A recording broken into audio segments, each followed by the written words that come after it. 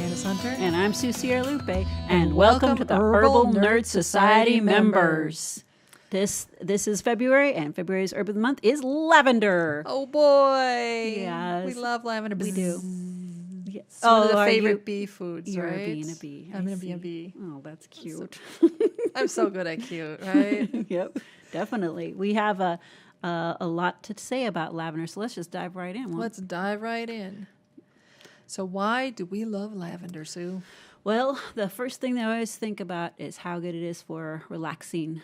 It is. It's a classic for relaxing, and it's been touted for, the last decade or so as being a major relaxer. Yes, and there's it's not just relaxing for the emotional state, but relaxing for the body. For certain specific muscles, and it's very versatile. It can be used in a huge variety of forms. I love it, and I love how it brings your mood up or down as needed. It's a little bit. It helps you balance.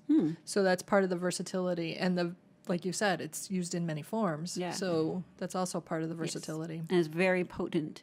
It's not just. It can be used lightly for just a touch of this and a touch of that. But the truth is that it's very serious medicine. It's got a lot of research behind it for medicine, both internally and externally. And it's one of those things that's so available. So available. Yeah. And that's beautiful. Yeah. And that lots of different forms. The one that most people think about is the essential oil. Yeah, personally, it's one of my favorite essential oils. In part because it's you can get really inexpensive lavender that's good and very useful. Yeah. You don't have to go for the high price stuff unless you have specific reasons to. Right. If you're treating MRSA or something like that. But that's one of the few essential oils that I carry with me is lavender. I have it in my car all the time, and it seems like there's always a use for it. There's the versatility for it, but it's a tiny little bottle. It's in first aid kits for me. Yeah. It's like I said, in my car. Oftentimes I have it in my purse, too. It's one of the few ones you can use neat right on the skin, even in children.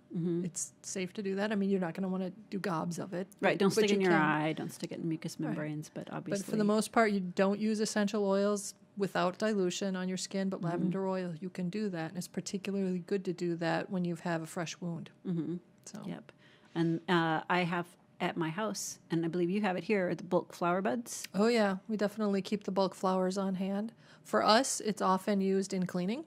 Right. I use the bulk flowers as a cleaning agent. And you're straining that through, or you just, okay. Yeah. For making, for the mop water, put in a little tea bag, essentially, like a larger tea bag or a well, strainers. Yeah. Something cheesecloth. Thank you. Yeah, like a cheesecloth strainer that's tied shut, like a bouquet garni for your mop water. Oh boy, does that sound fancy! It does. Oh my gosh, yeah. But it works nicely, and you can use it for in the dryer too. Right, or sachets. Obviously, yes. the buds are used for sachets. I think most people are using that in sachets. Yeah. For the most part, or they're putting a little bowl, in their bathroom, and you stir it up when you have some fragrances that you're unhappy with. Yes. So that's a nice balancer for that. And also fresh. It's so easy to grow inside and outside. Yes. So at least in our temperate climate, it makes a lot of sense to have lavender in your garden. It's good at getting rid of pests and that sort of thing. Right. And it is originally from the Mediterranean, Northern African area. Yep. So it has a lot of wiggle room. If you're in a more mushy climate like ours, lots of water, then you would want to put it in sandier soil or in a place where you're not constantly watering it like you would some of your other plants, like your vegetable starts. So I have mine, for example, in my driveway, and I had put it out there because it also keeps the cats away. And we had... Which is smart. Oh my gosh, so many cats. Our neighbor had a lot of cats, and that's what kept them from pooping right in our driveway. Nice. And since then, it's still growing away, and it's beautiful. Hydrosols. Yeah. Hydrosols are a really nice way for using lavender. Yeah, because it's like essential oil. I mean, you're taking essential oil, but it's a little more diluted and just misting it. That's my familiarity with it. What about you? Do you have? I don't actually, lavender hydrosol is not one that I've used. Oh, I've used other hydrosols, and I'll do things, especially when I'm stressed out, the hydrosols that I do use, I'll spritz them in the air, walk through them, and then climb into bed. Right. So there you go. And that, I mean, it sounds really silly, but it actually really helps. It's almost like walking, the stress like gets moved away, like it's a filter. Right. And my body will start to relax, and I'm just climbing straight into bed, so I'm giving myself the opportunity to hopefully fall asleep before my mind starts working again. Yeah, I have a hydrosol that I keep in my office in the clinic that I work in, and I try to make sure it's in the office and not out, because I know there are people that are allergic to lavender. Yeah, there are. So you have to be aware of that kind of stuff. But another one of my buddies, she works in a kindergarten, and that's what she uses there in order to keep things a little bit calm, and it's easy to use. And she has already looked at their kids' papers, so she knows who's allergic to what. Oh, yeah. So that makes it pretty nice. And then putting in a vinegar. Classic formula. Yes, yeah, and thieves. Exactly. That classic formula. Yep. Yep, because it's so good for getting rid of all those nasty little boogies. It's the antimicrobial properties, which we'll get into a little bit later in this slideshow. And also, don't forget witch hazel for topicals. Yeah, it's a very nice one. And a lot of people, they have witch hazel or they have vinegar. And if you're just using it for topicals, oh my gosh, that's really great to have that. And for some people, they're not, if they're putting in witch hazel, for instance, because of its high preservative properties of witch hazel, combined with the lavender, they're not even filtering it out. They're just sticking it in a jar and then using a spout that's very small, so the lavender's not spewing out. So many forms. So many forms. Mm-hmm. There's also so many different lavenders. Yes, there is. And that's something that I find fascinating. I have a hard time remembering all the different ones. Oh, well, there are tons and tons of different types, but there are some that we are specifically using. And at Lavandula augustifolia is the one that you see most often, or it's Lavandula officinalis, and those are there's a bunch of other ones, but those are the ones that you see as species names, and each one has slightly different properties to it.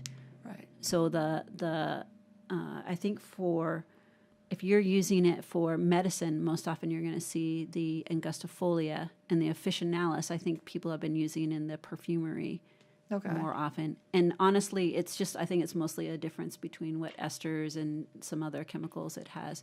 But that can vary depending on a lot of other things like the cultivars. Right.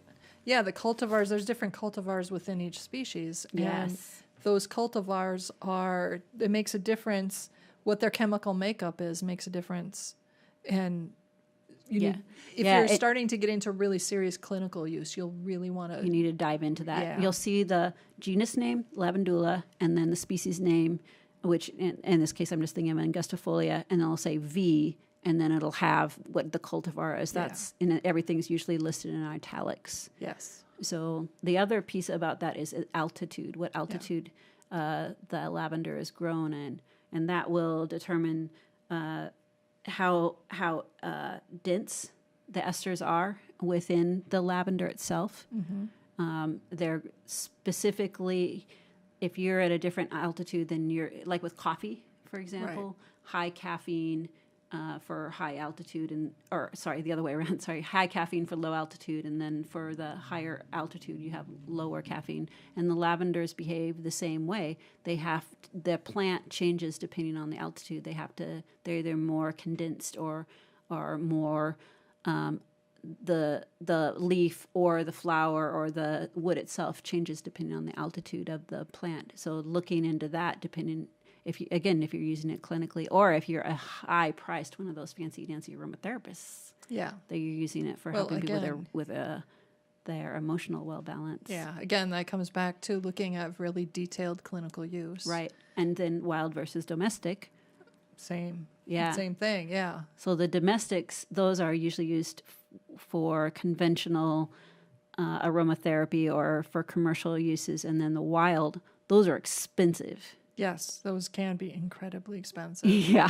Yeah. But if you're using it medicinally and it's for a very specific thing, I'm thinking about like for MRSA or something like that, if you're going to be using just a dab, use a dab that's going to be a balance of exactly what you want. And there's enough research into it that just look it up. And there it is. Yeah, for most of us, home use, even like for MRSA, for instance, I mean, for most home uses, you can go with one of the less expensive lavender varieties. Right. Some places sell lavender that's called 4042, which is a standardized essential oil. I've seen that. Yeah, it's usually less expensive. And it is 40% linalool, the one that has two O's in it. Right. And Yeah. the other one, and then 42% linolene acetate. And the whole point is to just make it a standardized essential oil. It's a blended. Right. And the acetates are the esters that I had mentioned before. Right. And so for most home uses, it's kind of like the generic lavender essential oil.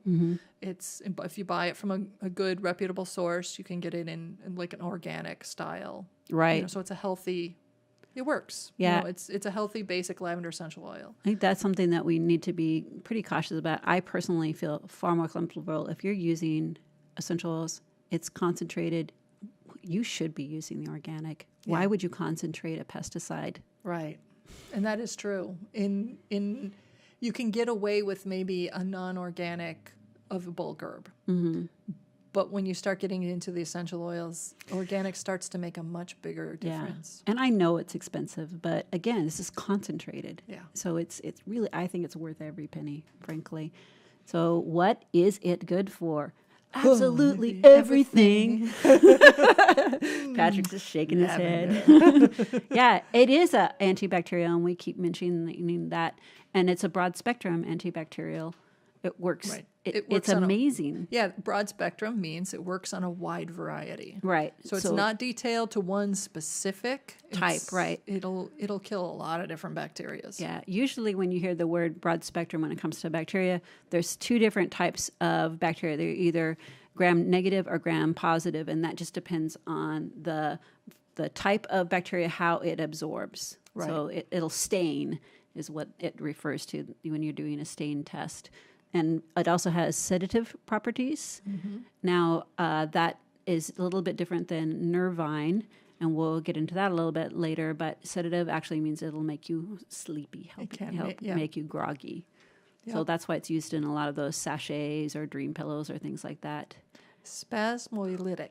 Oh, that's so good. I love how you said that. That's perfect. Isn't that a beautiful word? It is. And that's just a fancy name for antispasmodic. Which is a fancy name for all of your smooth muscles, like the involuntary muscles, your throat or your digestive. These are the muscles that calm down or get riled up. Like if you get upset, then your stomach will start, those muscles will start to tense up.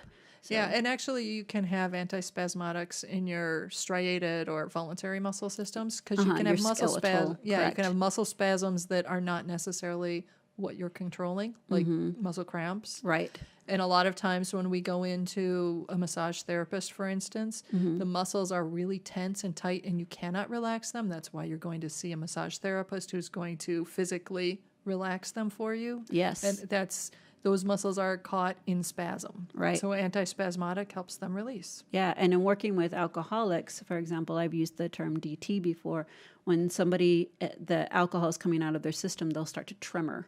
Yes. It's that tremoring, and it has become an involuntary, so they'll start getting sick, they'll start looking pale, and it stands in the way. Yeah, especially if they start to get that blue pale look.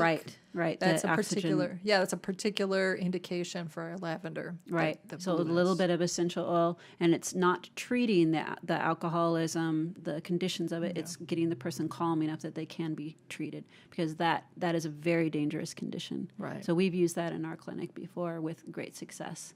So let's move on to the antifungal. Antifungal. Yeah. Fungus among us. Yes. Oh my gosh. Lavender essential oil is particularly good for like athlete's foot and you can use it in sprays to clean any of your athletic gear and equipment because those are areas where a lot of sweat and a lot of fungus tend to accumulate. Yep. Your locker room stuff. And the fungus, they like moisture. That's what they need. Teenagers' smelly room. They also. are moist. They're very It's moist. a lot of moist. So, Yeah, and there's the skin detritus, the little skin particles that provide kind of a little cement for the fungus to grow, a medium for the fungus to grow. So it's also Candida. It's one of the herbs that is good for the Candida fungus. And it's actually, there's several different types of fungus that is for athlete's foot, and we'll get into that a little bit later in our show here too. Also, as a pest repellent, I talked a little bit about a pest, as cats are sometimes pests, like the pooping thing. Many cats do not like the smell of lavender, and there's lots of bugs that don't like the smell of lavender too. yeah, fleas are repelled by lavender. Mm-hmm. As are some other various different mites and small skin parasites. It's irritating to lice, that sort of thing. Yeah. And then also mice are not as fond of lavender. That's why it was used as a strewing herb in the Yes. Middle Ages. People would just throw down their lavender herbs and a couple of other things like mugwort and stuff like that to repel bugs and critters. And then balancing. This is you, Candace. It's good for emotional balancing. Ah, yes. So, when you have, in our case, you have adolescent youth and parent just bucking each other, hitting, just that The rooster two fight, rams, ruffled feathers. It's not just at home in adolescent things. At the workplace, when you have ruffled feathers, Staff conflicts. meetings. Yes, conflicts. It's all about the ego. Yeah, and Yeah. lavender helps that emotional response to back down. It helps you to integrate whatever it is that you're facing rather than just emotionally respond to it and react. It helps you to integrate the new information and relax and figure out how to deal with it internally so that you can then have proper interactions with others so that you can get along again. Nice. So I have to admit that recently there was a kerfluffle going on it was an emotional state that kept perpetuating, coming up in various different fights, but it was really like the two rams fighting in my household. So while the rams were away, I went and dropped a few drops of lavender on somebody's one bed pillow and another on the like blankets for the other. And the next day I found that they were both much more relaxed. Nice. And yes, there was still some conflicts that needed to be resolved. Sure, it's not a therapy replacement. It's a therapy supplement. Exactly. It helped so that instead of picking on each other, they actually just actively resolved their conflicts. Maybe part of that is having the soothing spasmoloidic properties. Well, and helping sleep. Indeed, yes. Sleep good is a night's sleep. very good healer. Yes, indeed. So the uses of lavender, just the practical uses, topical. We've mentioned that several times. Yep. Some people will just use it neat, like you said, straight on their pulse points, throat, and then wrists and ankles. Yes. And when I go to this event called the Country Fair, and it's a large event, lots of people, and they all camp together. And then we have thousands of visitors that come through. And for a person that likes having her own space, that's not the ideal space for me. So using it topically helps me in that way of Helps you relax. relax so I can handle what's going on, this madness that people are having a good time, and that's great. But it becomes boy. excessive. Yeah. It does. Yeah. And lavender helps you just relax. Yeah. And for cleaning, we have a number of recipes on our site, which include lavender. I think 3-flower recipe is one of them, and of course the 4 thieves. We've mentioned that before. There's a couple in there for cleaning, but it's antiseptic properties and all the other antibacterial and those, put those together, and it's really easy to use for cleaning. Internally, for digestive, we talked about how it works on the smooth muscles, and a lot of times that's something that just stands in the way when people get stressed. Those smooth muscles start to cramp up for a couple of different reasons, and this is one of the things that smooths those those smooth muscles that go all the way down the digestive tract, so that people can digest their food better. And if they're digesting their food better, they're able to get more of the trace minerals and other vitamins out of their food, so that they're healthier in the long run. Yeah, one of my favorite internal uses for it is during flu and cold season. I use lavender essential oil in diffusers, which technically means you're breathing it in. Oh, okay. So it uses the antibacterial, antimicrobial properties, help your sinuses just not, it helps kill the bugs. Are the you putting, germs. is it one of those electronic ones you plug in? I do use that one because I have a parrot in my house. And parrots cannot, it's not good for them to breathe in any wax that's in the air. So if you have like a beeswax candle, the wax gets in the air. And for us mammals, it's not a problem because it's such tiny particles. But birds have very delicate respiratory tracts. They do. Their lining of their lung system is really super fine. So I can't use any candles in the house. Thus the canary in the coal mine. Yes. Yeah. So I used to use, but I've used the candle tea light ones. They work just as well. So anyway, I use it in the diffuser in general. And then when somebody's actually got a cold, I'll put a single drop of lavender essential oil if I don't happen to have the flowers and buds in the steam. So when they're doing an herbal steam to clear sinuses and open things up, I'll use other like peppermint or spearmint to help open up the sinuses, and then lavender to help kill off any cruddy stuff and bring balance back to that system. Right. It's really great in steams if you have a basin full of hot water. And we've talked about this in a few other podcasts, and you throw in your herbs, lavender being one of them, put a towel over your head with the boiling water in the bowl and just breathe that into a circular breathing. And boy, that does fabulous things, not just for the skin, but also for your sinuses. So please have a tissue nearby. A box. A box of tissues. If you're like me, a box, not just a single. Yes, and I found that it helps take out some of those more colorful mucuses that have been sitting there for a while. So that's very, very helpful. We did a workshop with some gals, and one of them had a sinus infection for a long time, and boy, pulled that stuff came right out. She was excited about the colors that she saw. Oh boy, I bet she was. Yes, and as a preservative. Yeah, you use it as a preservative. Correct. When I make glycerites, for example, or if I'm making salves, I'm using lavender essential oil to as a preservative, so it retards spoilage, anti-fungal, antibacterial, etc. Is it just a matter of just a couple of drops then? Yeah, right? just a few drops, and the ratios will vary, of course, depending on the product that you're using. Sure. For internally, I'm using a little bit, and oftentimes I'm using it with vitamin C because that's also an antioxidant. Lavender is an antioxidant, so that's what you're trying to do is keep things from spoiling. And then for use in oils, also it's really great for use with topical oils to help stave off all those nitty-gritty little critters that cause degradation. And here we are on antifungal. So in foot soaks, I've thrown them in the clinic that we work in, we do a lot of foot soaks. So for diabetic ulcers, for example, and my nurses like to throw in extra lavender essential oil. I can see how that could be really helpful for diabetic.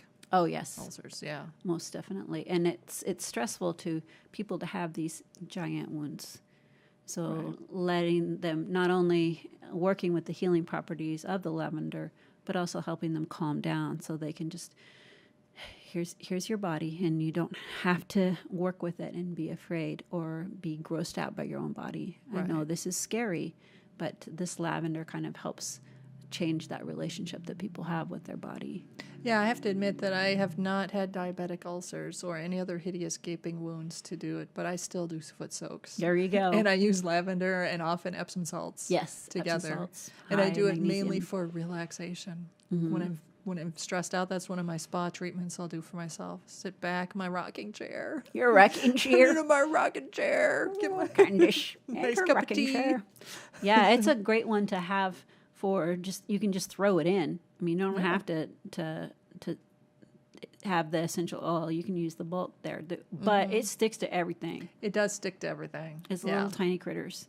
So if you put it in a cotton sock, knot it or something like that so it doesn't go all over the place, but you're just using it as if it's a giant tea bag in your bathtub, or when you're taking a shower and you plug up the shower and then you throw that there was one time where I took a bath and I decided to follow some famous herbalist's recommendations of just throw the herbs right in there.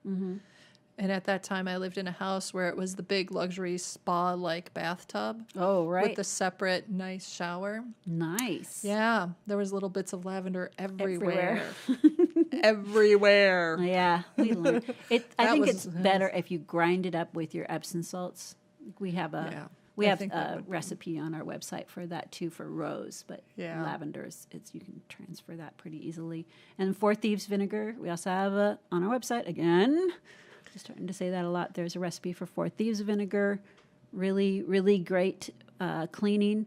Yeah, external. part of what Four Thieves vinegar does for you is it helps reduce fungus. Yes. So fungus that can collect in bathroom areas, kitchen areas, that sort of thing. Yeah, and for people that have high calluses and infections with their calluses, just putting Four Thieves vinegar, like a 1 to 3 solution.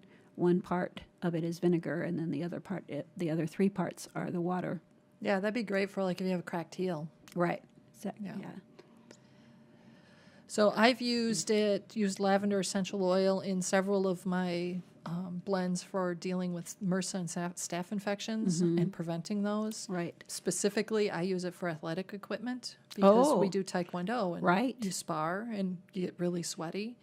And the people who don't clean their equipment are far more likely to get hideous rashes that don't go away. Hideous rashes. Staph. I do know of one young individual that got a staph infection from equipment once. Oh, no. And it's not that hard. I mean, in an athletic environment, that kind of stuff, MRSA just is there. Right. It's a Well, part you've got of the environment. it's living in the moisture in the air, so Yeah. everything's moist. You know, I Yes. drive by those places, and a lot of times the windows are fogged up. They are.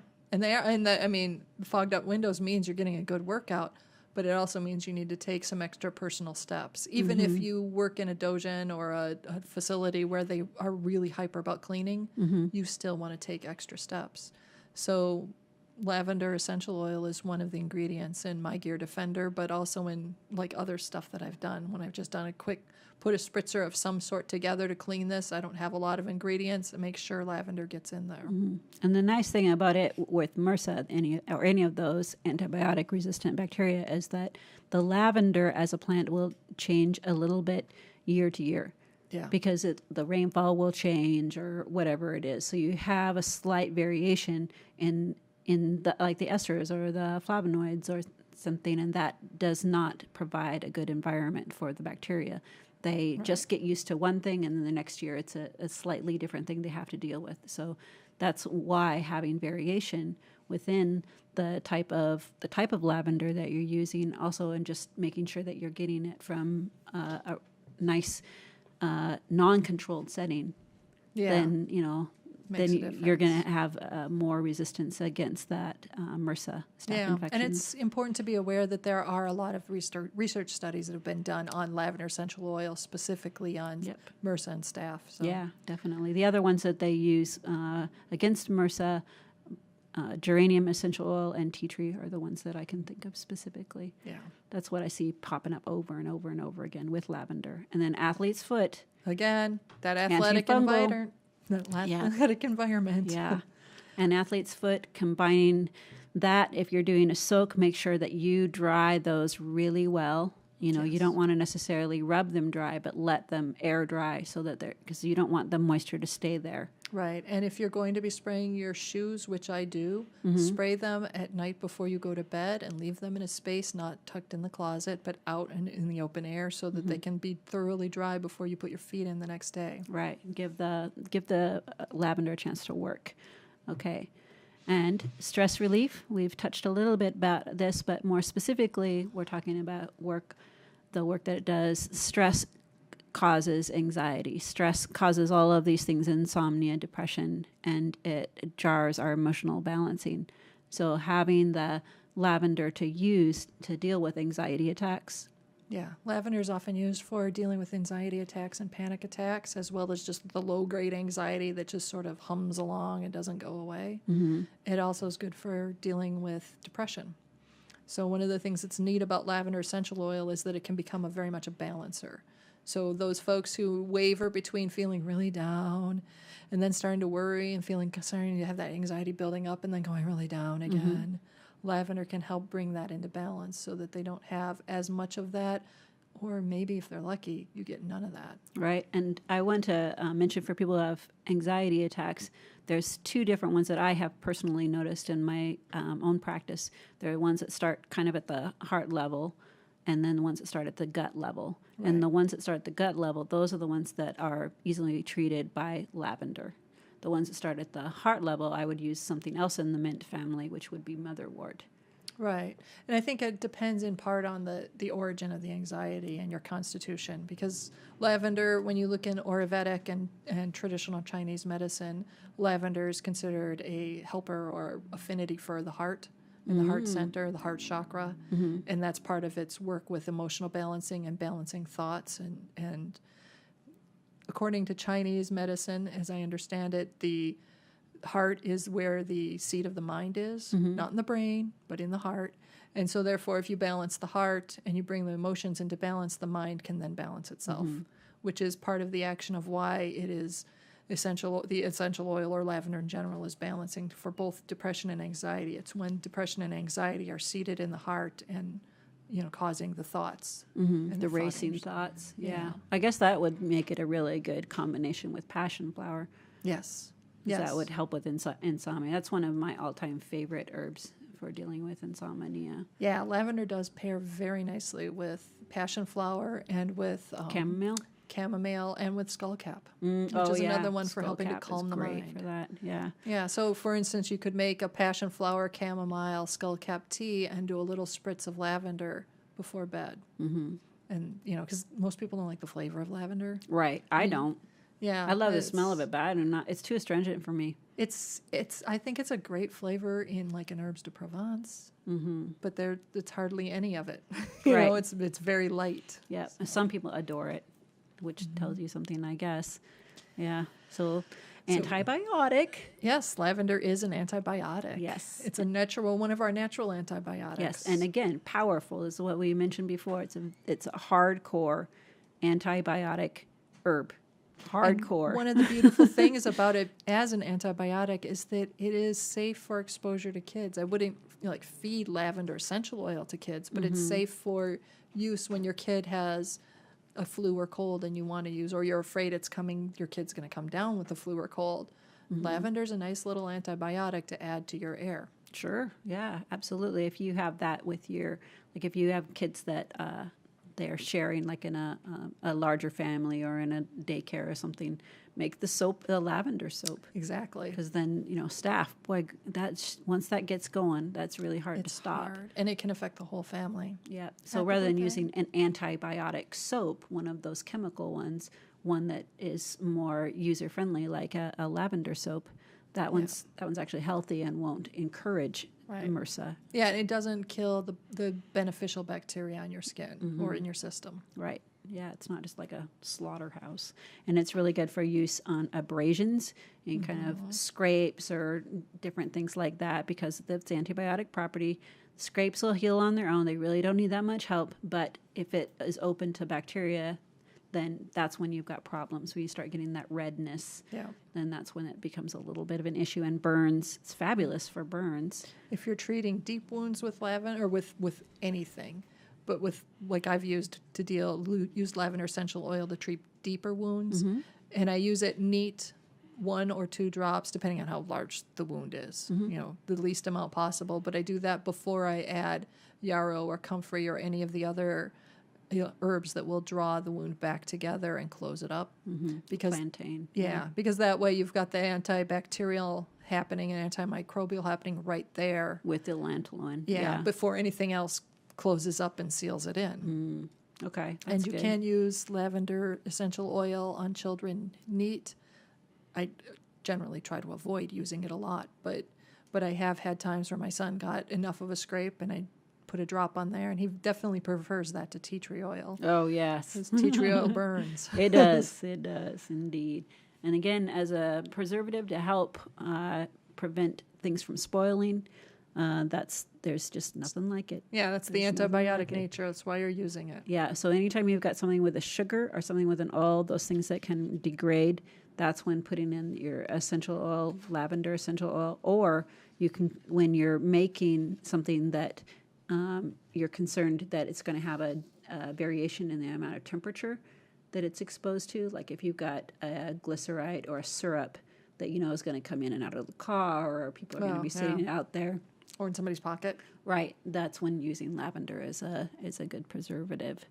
So we have a whole bunch of different resources available for the practical herbalist on our website. We on have lavender. a show. We have a show devoted entirely to lavender, and in fact, we have done it as a classic. So show number 10 is devoted entirely to lavender, and show 75 is a classic rerun. Oh, right, right. So you can tune into either of those two Real Herbalism radio shows. We also talk about lavender and anxiety and the nervous system. Mm-hmm. We have two shows. Much more in depth than we did just now. Yeah, Real Herbalism Radio show 4 and show 17. In show 17, we get to talk with Howie. Oh, yes, He's Howie. wonderful. Yep. So we talk a little bit about using lavender to balance your nerves, and we talk a little bit about using natural treatment options for anxiety, and lavender is one of those. And then we have some mention of on show 11, the flu and cold care show. Oh, We yes. talked about using lavender in some of those blends. Right, yeah. And although I know that it does have some antiviral properties also, I haven't seen the studies to say which specific virus Right. it works on. So I do know it's really great for colds and other type of bacteria because you can have subsequent infections once you have the flu. Yeah. I think it's particularly helpful for preventing the bacterial infections that happen in your sinuses when they're all plugged up for Right. any length of time. But look for research on this later for different types of viruses too. Oh, Here yeah. we go. So we also have the Myth and Magic pieces and the Herbal Folio. We have a pocket herbal on lavender as well. Yeah, but it's a nice little introduction. The pocket herbal is kind of fun for, I think, kids, and because it's stories about them. It is. I love the pocket herbal. Yep. And if you want, of course, you can, get the entire pocket herbal on Amazon.com. That's true, which got a few extra ones in there too. Yeah. That isn't on our website. Yeah. So in the Myth and Magic, I think the way that people remember things is really through stories. Yeah. So that's another way to learn about some of our ancestral history with these herbs, and it helps us stick. Yeah, exactly. We have a few how-tos that are good that talk about using lavender as well as other herbs. For instance, the dryer sachet is a how-to on how to use dryer sachets, how to make one and use it in your cleaning and laundry, housekeeping. Yes. Yeah, I've used that quite a bit. I appreciate you doing that. And then we have the herbs for flu and cold care class notes, which includes lavender as well as a variety of others. And treating minor wounds. Right. Lavender's a part of that. Yep. And then we have a few special articles only for society members. Right, our memoirs. Yep, got the memoirs coming out. And then we also have an article on essential oils and one on advanced herbalism. Yeah, we got a bunch. So you'll be Just looking get for ready. those. Yeah. And then there's a whole bunch of different recipes on our site that use lavender. We have 2 different massage oil recipes. Are One those is, both that you did? I know I did one of them. I can't remember if I did both of them. I did massage oil for lovers. Yes, well, you're much more Valentine's loving than I Day. Yeah, Valentine's Day. Yeah, it's a lavender is a wonderful inclusion in your intimate relations retinue. Yeah, well, it helps people calm down because stress is one of the things that stands in the way of romance. Oh, yeah, big time. Yep. Yeah. So, yeah, I've got the massage oil. There's also a spritzer for good night. So Calm that's people calming. down so they can go to sleep. Yeah. That's good. Help deal with insomnia. Got a dream pillow mix. Oh, yeah, we talked about that a Yeah. little bit, sure.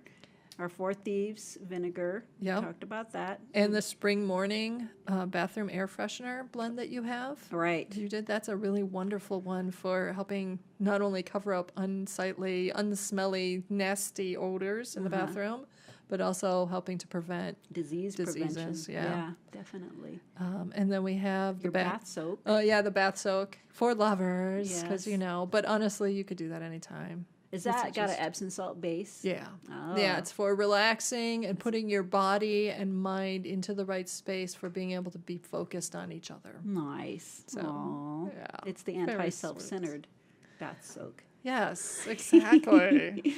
It's all about us. And then your spring cleaning, that always includes some mattress turning and all Right. of that. Exactly. So we have the mattress powder for spring cleaning recipe and the mattress powder recipe. Yeah, which is good for February because everybody's still susceptible to that flu. Yeah. It's still going around, and you got to clean stuff out. And there's over the winter we can nestle in bed a little bit longer, so it's good to pull that out, clean it up, get yourself ready for spring.